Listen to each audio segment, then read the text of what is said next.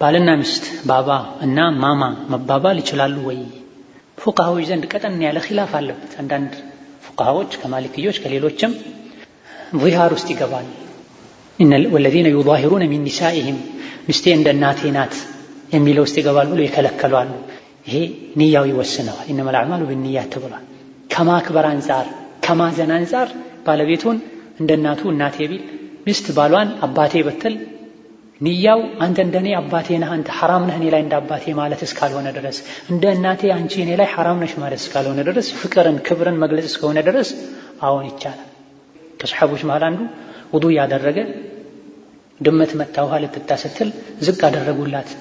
እንዴ ውዱእ የምታደርግበትን ውሃ እንዴት ድመት ታጠጣለህ ስትለው የብነተ አኺ አንቺ የወንድሜ ልጅ ሆይ ብሎ አናግሯታል። ባለቤቱን የወንድሜ ልጅ ብሏል። ተሕሪም ቢሆን ይሄን ማለቱ ቢከለከል በሸሪዓው ማግባት በማይችላት ሴት ስም አይጠራትም ነበርና በፈለጉት ውዴታና ክብርን በሚገልጽ ቃል ቢጠራሩ ኢንሻአላህ ተዓላ ምንም ችግር የለውም። ዋናው ውስጥ ልብ ላይ እንዲህ አይነቱ መዋደድና መከባበር መኖሩ ነው። ይሄ ለዚህ ይረዳል ከተባለ ቢደረግ ችግር የለውም፣ ጥሩ ነው ጭምርም ሊባል ይችላል። በስሟ ቀጥታ ከመጠራት አንቺ አንተ ያሉ ከመጠራራት አልያ ደግሞ ሚስት ባሏን በስሙ ከምጠራ በዚህ መልኩ መጠራራቱ የክብር የራህመት ምልክት ከተደረገ ምንም ችግር የለውም። የቤት አገልጋይ ዕቃ ብትሰብርብኝ አሳውቂያት በራሷ ገንዘብ ብገዛ ተጠያቂ ነኝ ወይ የሚል ጥያቄ ነው። የሰበረችው በጥንቃቄ ጉድለትና በግዴለሽነት ከሆነ አሳውቆ መግዛት ይቻላል።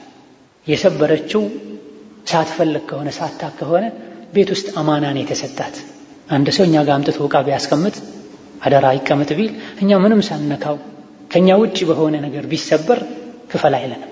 እኛ ከሆነ የሰበርነው እንከፍላለን። እሷም እኛ ቤት ውስጥ አማና ነው የተሰጣት የቤቱ ዕቃ በሙሉ በግድ የለሽነት ከሰበረችው ትከፍላለች። ያለሷ ፍላጎት ወይም ደግሞ ከአቅሟ በላይ ሆኖ ለምሳሌ ዕቃ ይዛ እየገባች ምንም ሳታጎድል ዕቃ ወድቆ ቢሰበር አትከፍል።